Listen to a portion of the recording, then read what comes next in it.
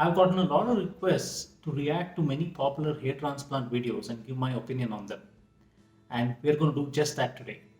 I'm Dr. Aniketh Venkataram, plastic and hair transplant surgeon at the Venkat Center for Skin, ENT and Plastic Surgery, Bangalore.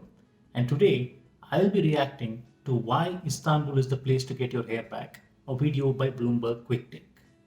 Without any further ado, let's get started.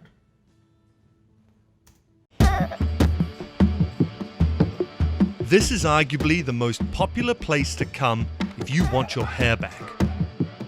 Istanbul's hair transplant industry is worth north of $1 billion, and it's estimated over 200,000 people a year come here in the hope of regaining their hair. This is correct. I went to Istanbul in 2017. I spent a month there. It's a beautiful city. I absolutely love that city. I had actually gone there to do some training in rhinoplasty, and I was shocked by the number of hair transplants that happen in that city. One of the places I visited had 8 hair transplant rooms with theaters running simultaneously. And on my flight back, I saw like 6 people who had post-hair transplant scars on their forehead. So undeniably, Istanbul is the global epicenter for hair transplant. But it's a lightly regulated industry. No one knows exactly how many clinics are out there or how many operations take place. Sadly, I have no idea, and I've been looking at this for over a decade. It is a data black hole. I need a calculator to tell you a number, actually. We are assuming about 1,500, 2,000 operations are made daily basis in Turkey. This would also probably be correct. One of the problems is that the industry as a whole is not very well regulated. So you don't know who is doing it, how many are being done. The data on this is lacking, not just in Istanbul, but worldwide. Now, what's the problem with this? Let us have a look at what could be the problems with this. The industry has exploded in size over the last decade, attracting patients from across the world. And in this situation, you really need a lot of attention. But as more men pack their bags and fly to Turkey, are medical standards being dropped in favor of profit? Hair transplant surgery in many ways has become a market. So people see hair transplant surgery as a commodity. The business of hair transplantation has been very much designed on bums on seats and telling people what they want to hear. And sadly, this is surgery, and in the wrong hands it can be devastating. This is absolutely correct. This is the biggest issue with hair transplant, not just in Istanbul, but worldwide. It is becoming a bit like a salon procedure in the sense that it is being offered by people who aren't qualified to do it. It is being treated like getting a haircut done or getting a facial done or getting some kind of hair coloring done. But this is actually a medical treatment. This is something that affects your body's physiology. There are cuts being made into your head. And that is how this is different from getting a haircut or a hair coloring or something. Those are not medical treatments. That is being done on your hair. Now the hair itself is dead. It is dead tissue. So that's why you can do stuff on it without affecting the rest of your body. So even there things can go wrong. But a hair transplant itself is a surgical procedure where cuts are made in the back of your head, hairs are removed, cuts are made in the front of the head, hairs are put. So this has to be done by a trained doctor and no one else. And that is the problem that is happening, wherein there are lots of clinics whose only focus is to earn money and the procedures are being done by untrained individuals. Let's have a look. I think they're going to discuss more on this.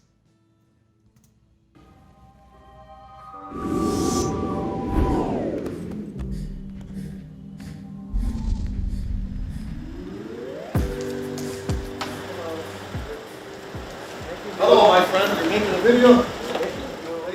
Hussein Hazim and Saad Nemassad have traveled from the USA to Istanbul to radically change the way they look. How do you feel? Good. They're here at Blue Magic, a premium hair treatment clinic in Istanbul. I started losing my hair about 5 years ago. It was very upsetting, when it started to shed, basically, and it was like every day in the morning. When you wash up, you see more hair in the sink, and you're thinking to yourself, like, well, what's going on? What can I do different? I like the way he expressed this. Many people tend to underestimate the psychological impact that hair loss can have on a man. It's easy for people to say, oh, let's just go bald, what's the big deal? So what? It's not that simple. For many people, hair is an important part of their identity. And especially if you start having hair loss when you're young in life, in your early 20s, as you're just starting to establish yourself, as you're starting to find yourself, discover yourself, make a mark for yourself in your profession, in your personal life, in your career, and in all walks of life, at that moment, seeing your hair fall off, which can be really devastating. It can cause a great sense of unfairness that just as I'm trying to start off in life, I'm being handicapped in this manner. So don't underestimate the psychological impact that this can have. If you are comfortable going bald, great for you. But there's people who want to get their hair back should not be judged. Ultimately, to each his own. And especially in a country like ours in India, where arranged marriage is such a big thing, we've seen young men who are so disappointed because they've gone through the arranged marriage system and girls don't even want to meet them because they have lost their hair. And they come to us so depressed and so dejected, and a hair transplant can have a magical effect on their lives. Hussein's 55 from Detroit, Michigan.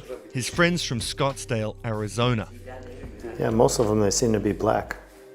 They discovered Blue Magic online. And I actually looked away from your site to other people that did their own videos. So that gave me a good feeling about it. They said that they got a lot of attention. That gave me a good feeling about it. So what we do actually, we extract from this one because it's quality, good hair. Like most patients in Istanbul, Hussein and Saad have undergone a procedure called follicular unit excision, or FUE. This is where clumps of hair follicles are removed from the sides and back of your head and implanted into the areas where the hair loss is. So there are two basic methods of doing hair transplant. One is called FUT, or the strip method. The other is called FUE, or the dot method, which is what they're showing over here. In the strip method, you take one long strip of skin from the back of your head and you stitch that area. That strip of skin is then divided into grafts, which is then implanted in the front. In the dot method, you're not taking one long strip, you're making small dots of less than a millimeter and taking the grafts off individually and implanting them. Now, obviously, no one wants to have a long scar on the back of their head, which is why the dot method, or FUE, is the predominant method of hair transplant worldwide. Worldwide, it accounts for around 80% of all cases done, and even in our clinic as well, it is around 80% of all cases. But the strip method still has a place in some cases, especially in individuals who need a lot of grafts. Those who are severely bald, they need 5,000, 6,000 grafts. With the dot method, if you do too much by the dot method from the back of your head, this area starts appearing empty. So there's an upper limit to how much you can safely do with the dot method, beyond which it is not safe. So in those individuals, a combination of the strip method and the dot method is the best solution rather than going for the dot method alone. So it's obvious why the dot method is more popular, but there are situations where the strip method is indicated and can be good. It takes about 4 to 5 hours, and if it's done correctly, it looks natural. Having my hair back will probably make me feel better than I have in a long time. It's been a long time since I felt this way. Just having it would be great.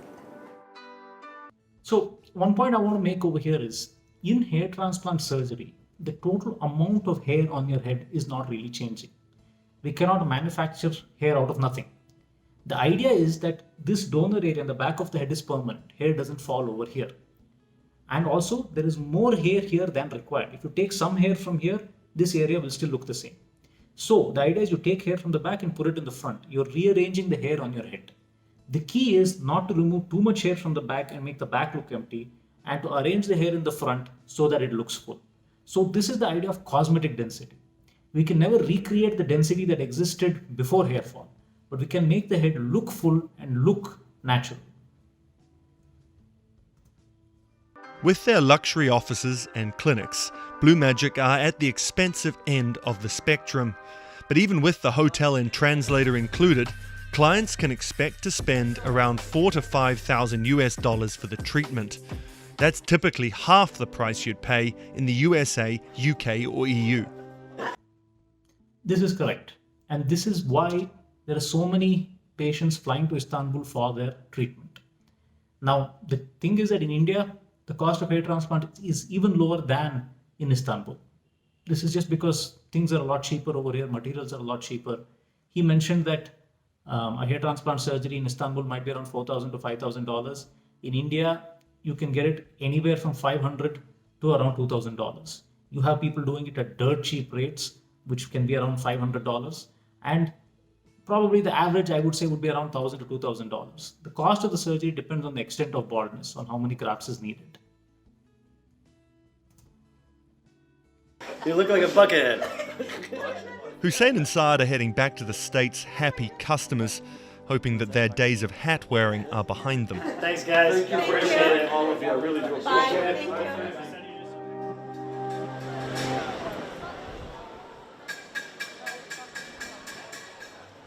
Exactly how large Istanbul's hair clinic industry is impossible to pin down. Although the Turkish Ministry of Health sets standards for the industry, which are in line with EU regulations, clinics are not required to say how many procedures take place, and medical associations are voluntary. So I think it's difficult because there aren't any official numbers. There are clinics that perhaps have multiple websites, perhaps named differently, but actually are just one organization. This is the problem in India as well, and really worldwide. The field of hair transplant and aesthetics in general is not regulated enough. So anyone can open up a hair transplant clinic and there's no kind of oversight to make sure that they have everything that is required. And that is where things can start to go wrong. A hair transplant, as I mentioned, is a surgery. Now, it's a minor surgery, but it's still a surgery. When done on someone who's completely healthy, there shouldn't be any issue, everything should go fine. But if someone has other medical issues, if they are diabetic, if they have heart conditions, that is when things can start to go wrong.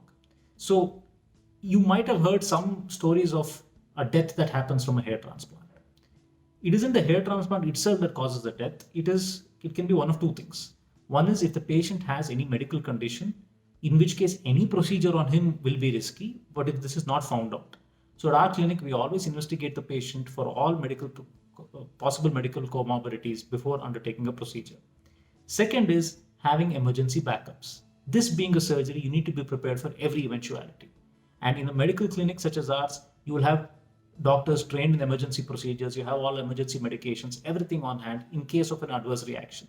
This might not be present if it's a clinic owned and run by non-medical individuals. Dr. Greg Williams is a practitioner and president of the British Association of Hair Restoration Surgery. People see hair transplant surgery as a commodity that they can shop around for the cheapest price. But I think the issue is that hair transplant surgery can be, shall I say, bought so much cheaper in some of the health tourism destinations that are marketed to the male public. I think my colleagues in Turkey have a better feel, and I hear from them, but even they, I don't think, have a full grasp on the magnitude of the hair transplant surgery industry in Turkey. If getting exact numbers is hard, finding clinics is easy. You only need to type Istanbul hair treatment into Instagram and you're down the rabbit hole. I think it's fair to say that there are some clinics that are spending thousands, if not hundreds of thousands of pounds on their social media marketing. And the problem is that young guys who have hair loss are just quite often so devastated and so desperate and just need it. And I get that so often. This is a very good point that they have made, that the rise of social media has made it's good in one way, it's bad in one way. It's good in the sense that you have access to so much information. Our patients nowadays are more well educated than ever before. They know more about the procedure than ever before. And even the aim of our videos is to educate our patients so that they have all the information before taking a decision. The downside is that it is hard to sift the wheat from the chaff. It's hard to know what is true and what isn't. It's hard to know what is real and what isn't. Anyone can make themselves look big, make themselves look grand, make themselves look the best on social media. And for someone who is just scrolling, how do you make out the difference between one website and another? How do you make the difference between one thing and another on social media? It is very difficult. Everything can look stylish, everything can look fantastic on social media. So this makes it difficult for you to really get the information that you're looking for and find out exactly what it is that you're getting in for. So social media, while it's a good place to start, it should not be the only factor when you're making your decision about hair transplant or really any medical procedure for that matter. It is just one factor. It should not be the only factor when you are doing your research. Once you click on any form of advert or any form of product or any form of service, they are cleverly kind of heavily weighted, the adverts that come through. And that kind of resonates with that hair loss sufferer and is there as a constant reminder that there are solutions out there and that you need to take a step forward with this. The pressure of social media is something Spencer Stevenson knows well. He hosts a podcast called The Bald Truth UK and speaks with men who've jumped on a plane to get surgery and then regretted it. Sadly, there are a number of clinics that don't necessarily perform surgery in the best interest of the patient. I see here in the UK a high number of repair patients. I was a repair patient. All this is hair transplanted hair. Just come from the back and then move to the front. Spencer's had 13 hair transplant operations, many to repair the poor work done when he was younger.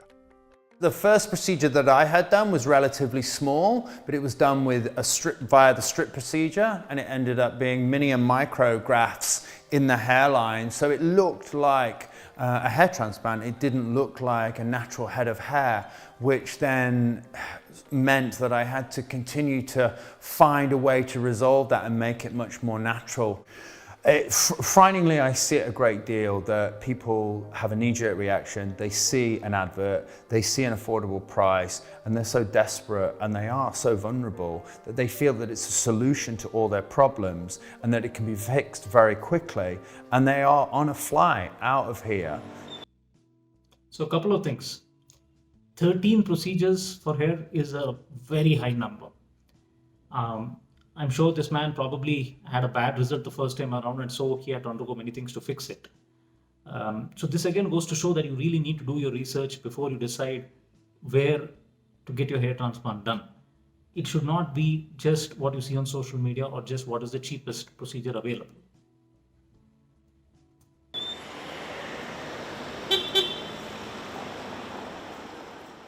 Choosing the right clinic in Istanbul's crowded and social media savvy market isn't easy.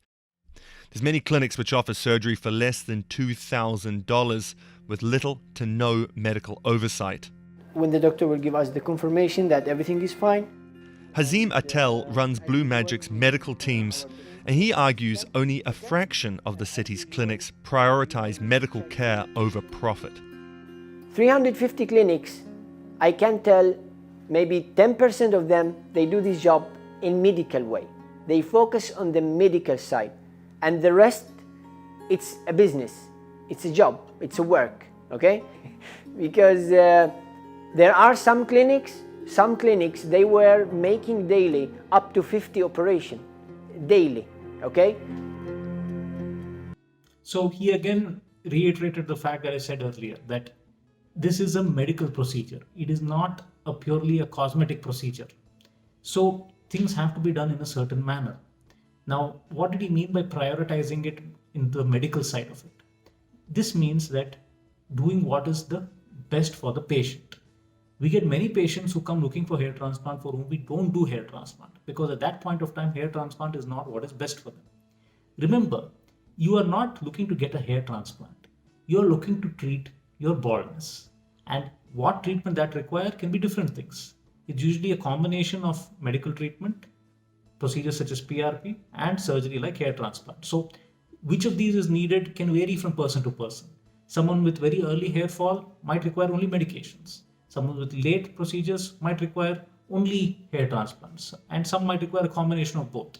So it should not be that everyone who walks in the door gets a hair transplant and goes out, which is what happens in many clinics where they're only looking to earn money from the procedure.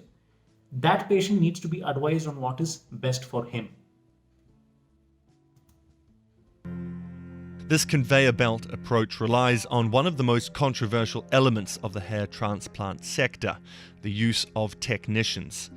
In Turkey, as in the US and the UK, Technicians are often used to assist the procedure, but it's the extent of their use which makes the difference. When you cut into the skin, I would suggest that's surgery.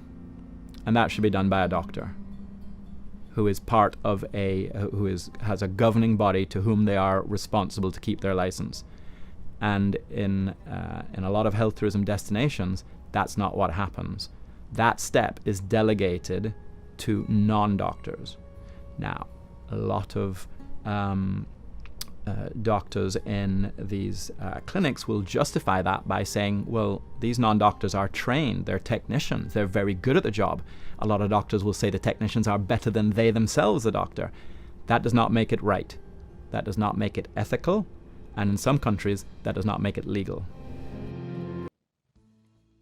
So let me explain this a little bit. Hair transplant is a surgery that requires teamwork. What do I mean by that?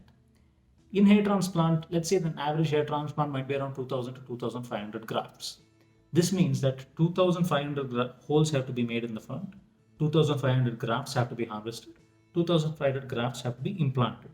These are the three basic steps: making the holes or the slits in the recipient area, harvesting the grafts in the donor area, and implanting the grafts back into the recipient area. Now, the key to hair transplant is that the grafts have to go back in as soon as possible. They have to spend as little time outside the body as possible. So as soon as they come out, as soon as possible, they need to go back in. Which is why hair transplant cannot be done by one person alone. If one person tries to take out 2,000, 3,000 and try to put them back in, it will take a really long time. The grafts will not survive. The hair transplant might not work. Which is why hair transplant usually employs a team. Along with the doctor, you have other team members. In our case, we have nurses, and they help to speed up the process. Now, the important point here is to what level do you take use of nurses or technicians? You need them. Without them, the surgery might not be a success, but you should not leave the entire surgery to them. Here at the Venkat Center, all the holes making the recipient area is done by me or Dr. Venkat or Dr. Diksha, doctors. All the extraction is done by doctors. The implantation is where we take the help of our nurses as well. We don't have any non-medical individuals. Even the implanters are trained medical nurses. But in many, many places, there are technicians who might not be medical individuals itself, doing all aspects of the surgery. They'll be making the holes, they'll be harvesting, they'll be implanting, and that is where things go wrong. Because as the doctor mentioned, this is a medical procedure. Cutting the skin is a medical procedure, and it should be done only by doctors. Now, one point I want to mention is that he mentioned that this sort of thing happens only in health tourism destinations. I would argue against that. This sort of use of technicians happens all over the world. It happens in the UK as well. It happens in USA. It happens everywhere. There's no place that is exempt from this. And so to imply that it happens only in health tourism destinations is a little misleading. It happens everywhere. There are good clinics also everywhere where everything is done by doctors, as we just mentioned. So you just need to know what to look for.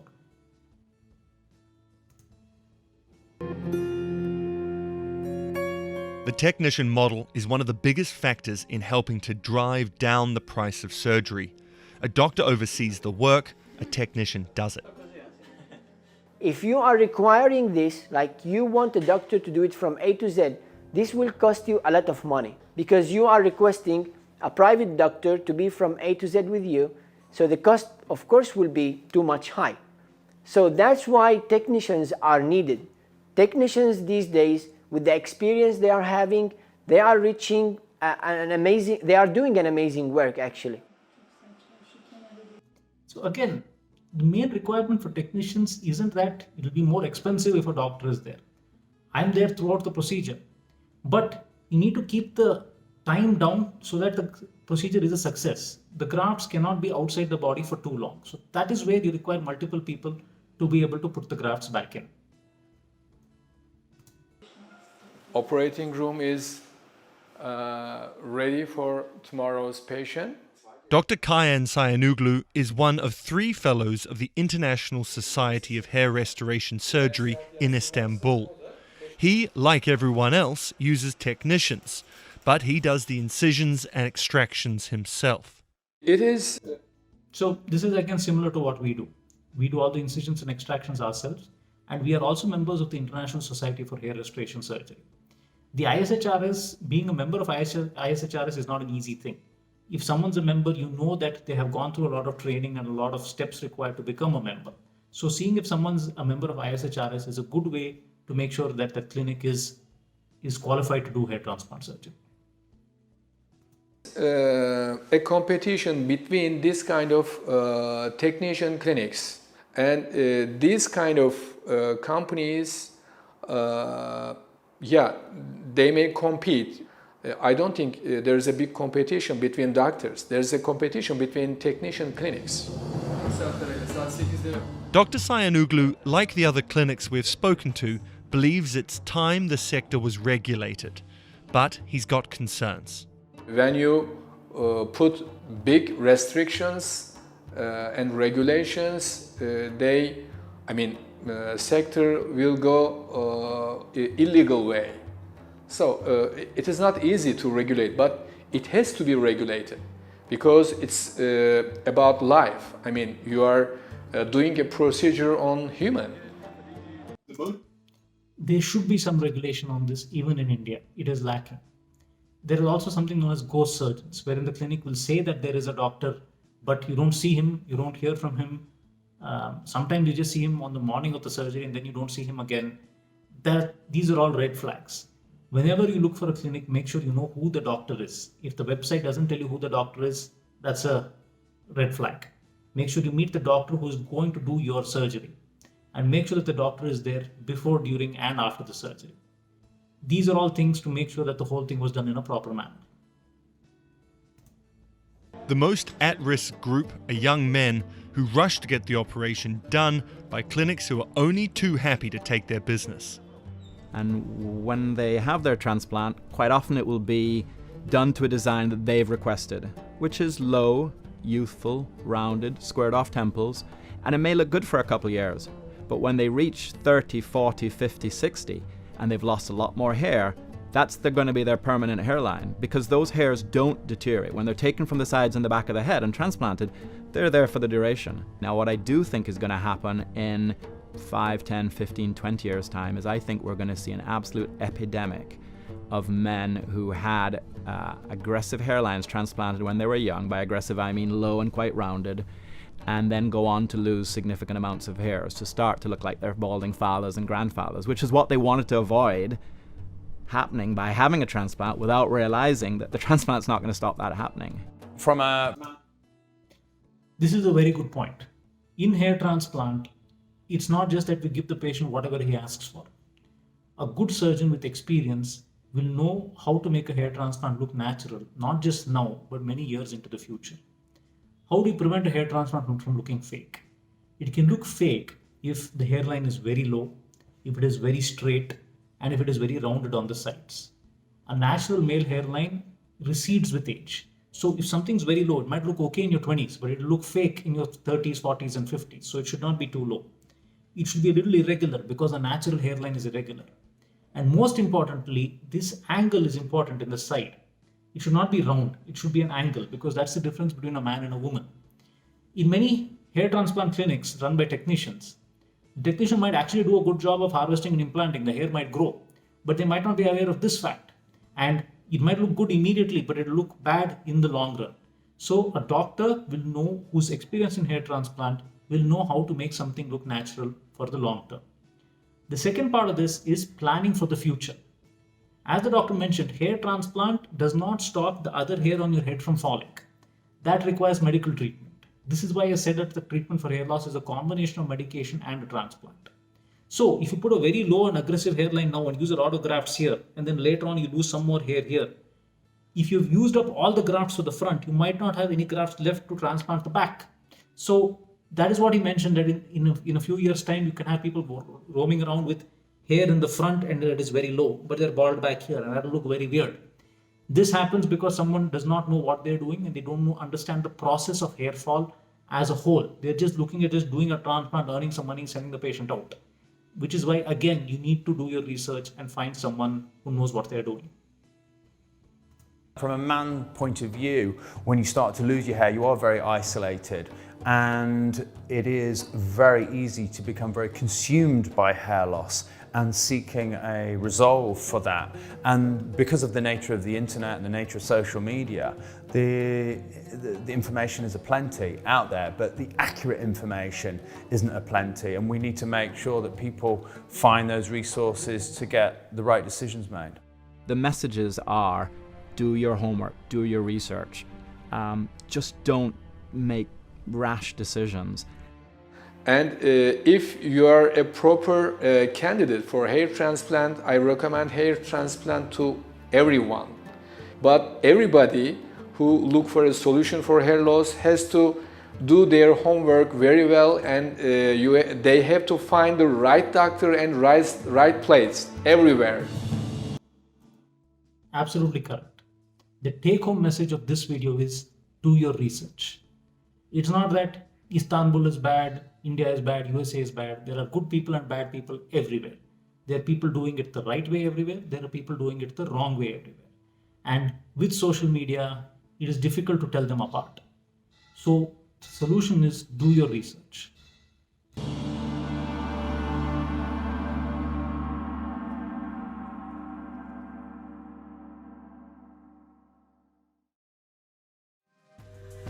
It looks like that's the end of this video. Now, a few things. What do I mean by do your research? Know who your surgeon is. Know what his educational qualifications are. Are they a dermatologist or a plastic surgeon or an ENT surgeon?